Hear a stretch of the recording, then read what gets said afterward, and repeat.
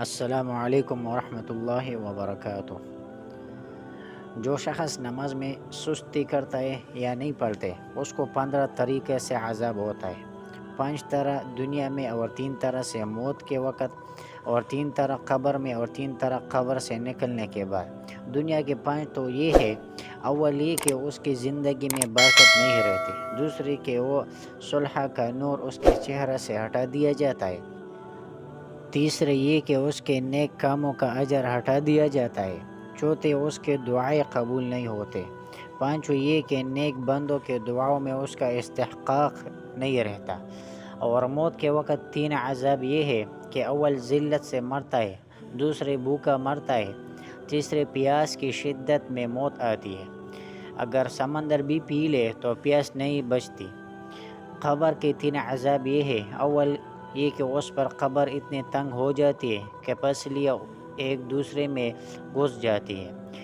دوسرے قبر میں آگ جلا دی جاتی ہے،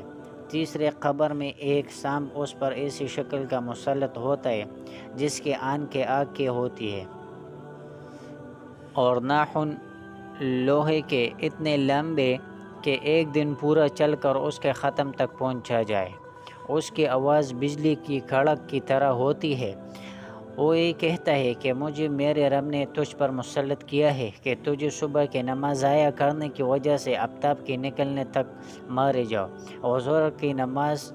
ضائع کرنے کی وجہ سے عصر تک کے مارے جاؤ، اور پھر عصر کی نماز ضائع کرنے کی وجہ سے غروب تک، اور مغرب کی نماز کی وجہ سے عشاء تک، اور عشاء کی نماز کی وجہ سے صبح تک مارے جاؤ۔